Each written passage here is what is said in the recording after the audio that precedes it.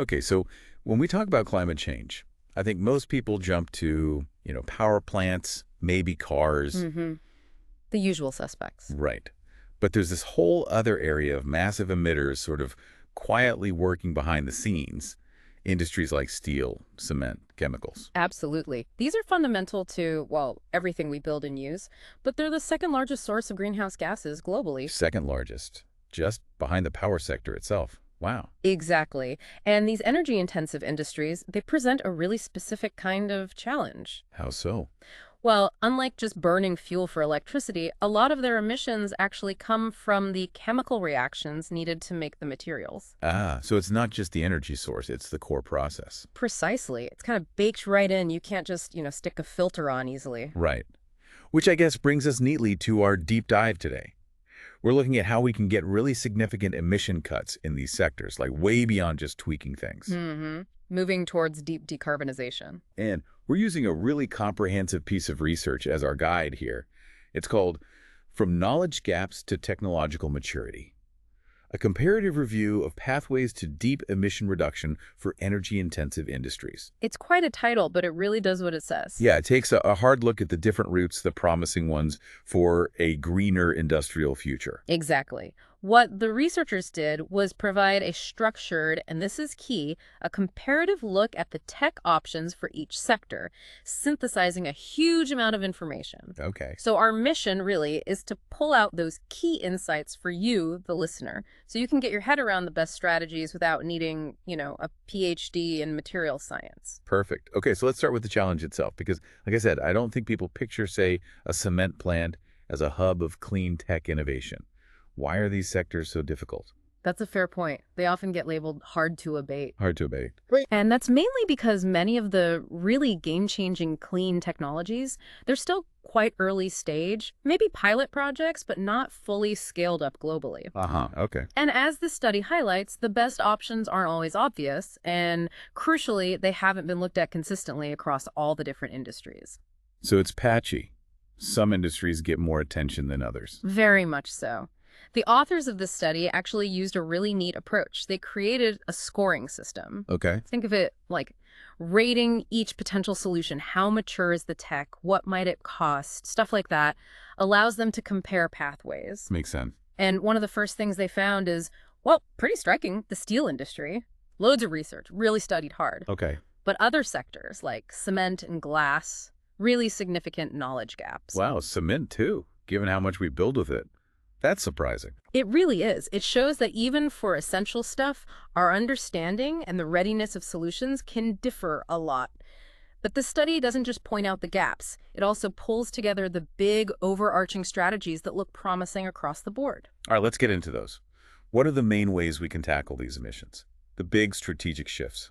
Okay, so this study basically groups them into three main approaches. First up is what they call a process switch. Process switch. Yeah, this means fundamentally changing how you make the material, using a different chemical pathway to avoid creating CO2 in the first place, like changing the recipe entirely. Got it. So instead of cleaning up the mess, you use a process that doesn't make the mess. Yeah. Okay, what's number two? Number two is a fuel switch. Pretty straightforward, this one. Yeah.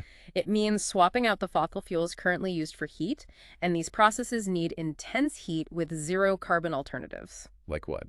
Things like green hydrogen, electricity from renewables, or maybe sustainable biomass. Right. Clean energy instead of dirty energy. Yeah. Makes sense. And the third one? The third is carbon capture, either CCS, carbon capture and sequestration, storing it underground, Yep. or sometimes CCU, carbon capture and utilization, where you try to use the captured CO2 for something else. So catching the carbon from existing processes, those are the three big levers then. Yeah. But as this study points out, it's usually not just picking one. Ah, right. It's more complicated than that. Exactly. The best routes, the ones that get you deep cuts, often need a combination of these strategies, tailored for each specific industry. Okay. So maybe we should dive into some of the specific technologies this study looked at. Let's do that. Where should we start? How about recycling? Recycling. Or what this study calls secondary production. What's really interesting here is the research frames it as a relatively low-risk option. Low risk. How so? Well, mainly because the technology is mature, we know how to do it, Right. but also it's generally very energy efficient and often actually lower cost to produce things from recycled materials. Big energy savings compared to starting from scratch with raw materials. Okay, examples. Sure. Steel is a great one.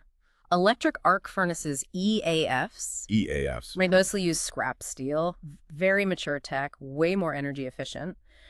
Recycling steel this way can cut energy use by, what, over 70% compared to primary production from iron ore? And that's huge. 70%. That's a massive win, and it's already available. Exactly. And similarly for glass, using more recycled glass, they call it cullet in the melting process, saves a lot of energy too. So is it just a case of recycle more? Seems almost too simple.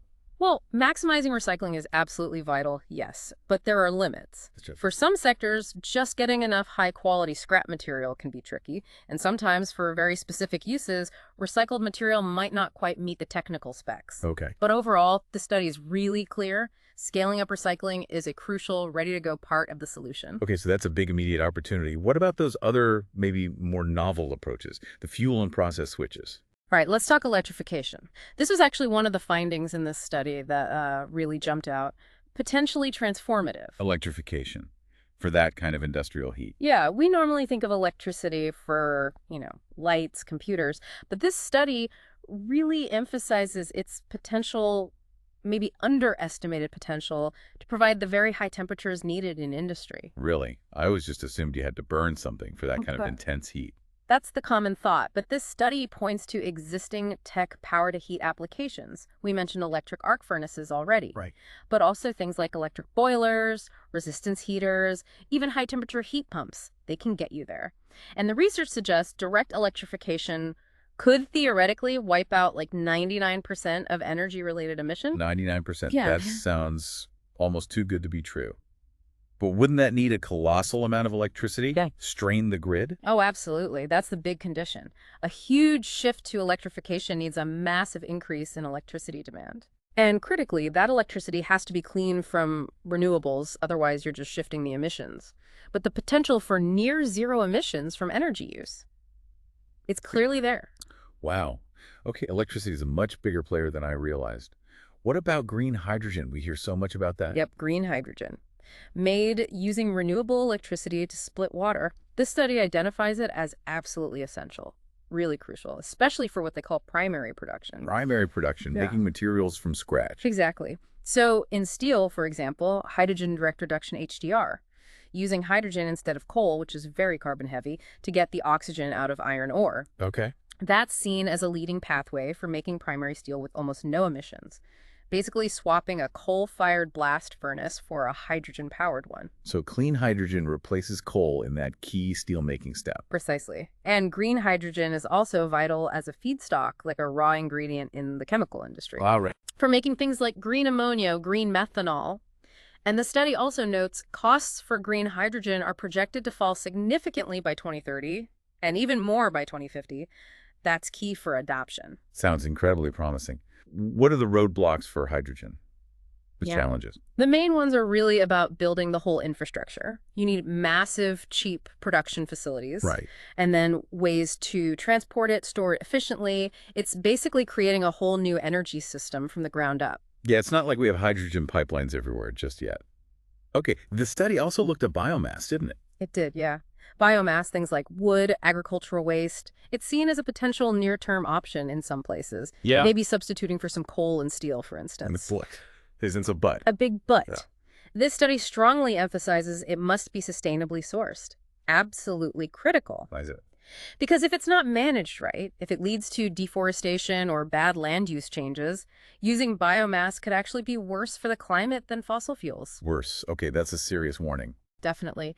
And the study also points out there's only a limited amount of truly sustainable biomass available globally. So land use policies become really important. It's not a simple fix. Got it. Important context there. Okay, the last of the big three strategies was carbon capture. CCS. Where does that fit in, according to this research? Right, CCS. This study presents it as, well, More complex, maybe controversial in some circles, Right. but potentially necessary, especially for industries where the process itself creates CO2, regardless of the fuel used. Cement and glass are the big examples here. Ah, those inherent process emissions we talked about earlier. Exactly. Even with clean energy, making cement releases CO2 from the limestone.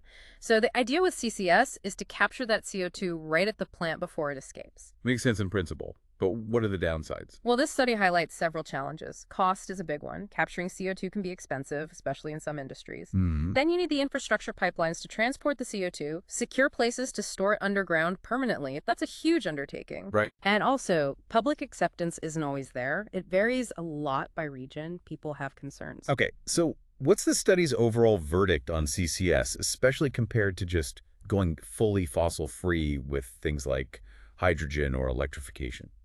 The long-term view in this study is pretty clear, actually. Relying on CCS attached to fossil fuel processes, it doesn't really show significant advantages over just switching to genuinely fossil-free pathways in the long run. So fossil-free is the better long-term bet. That seems to be the direction this research points. CCS might have a role, maybe transitional, particularly for those process emissions like in cement.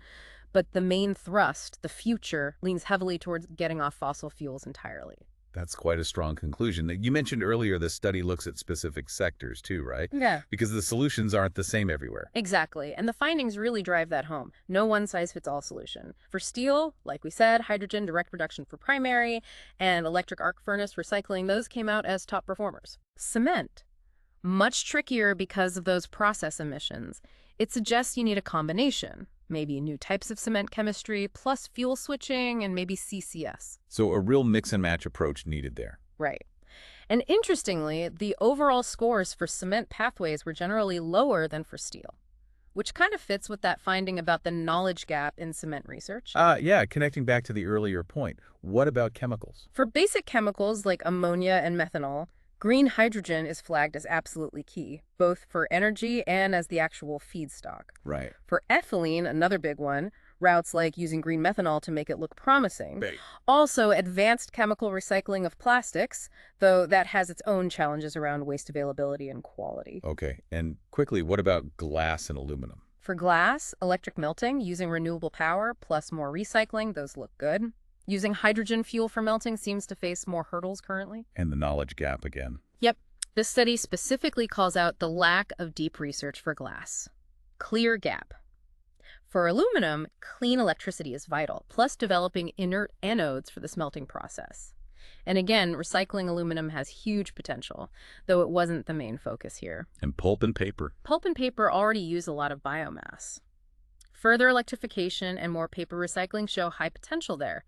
Generally, that sector seemed to score quite well across different pathways. So it really is a very sector-specific picture, even if the broad strategies apply across them. Absolutely. And this study provides a really useful framework for thinking through those specifics. But it's not just about the tech itself, is it? No, not at all. A really critical point the study makes is that the best path for a specific plant isn't just about the technology's score. It depends heavily on context. Like what? Things like how big is the plant? Where is it located? What resources are available locally, like cheap renewable electricity or hydrogen infrastructure, even down to a company's own priorities. All these factors matter. Right, so a huge chemical complex near cheap solar power might go heavy on electrification, while a smaller steel mill somewhere else might look more at biomass or hydrogen, depending on availability. Precisely. Context is king. And finally, this study does touch on the role of policy, which is crucial. What does it say there?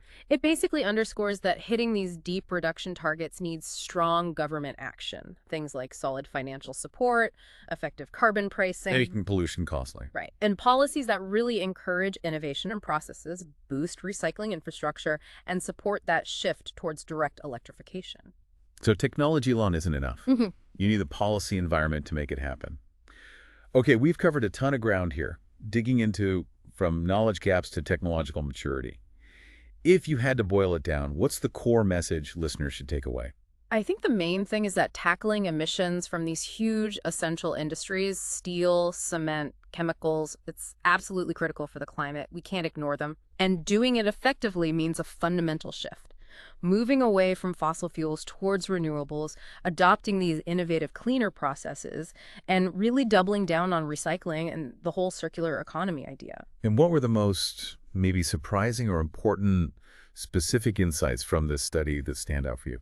I think a few things. First, that surprising potential of just using clean electricity directly for high-temperature industrial heat, maybe more powerful than we thought. All right. Second, the absolutely vital role green hydrogen looks set to play both as fuel and feedstock. It keeps coming up.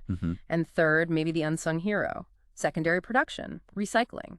It's here, it works, and its impact is massive across many sectors. Don't overlook it. Those are really powerful takeaways. And it feels, well, encouraging in a way. The challenges are immense, but this research shows there are viable paths forward and the tech is maturing. Absolutely. The knowledge is growing, the technologies are developing, it's happening. Now, maybe a final thought for you, our listener, building on this study. Considering those knowledge gaps they found, especially in sectors like cement and glass, what role do you think really focused R&D can play in speeding up their transition?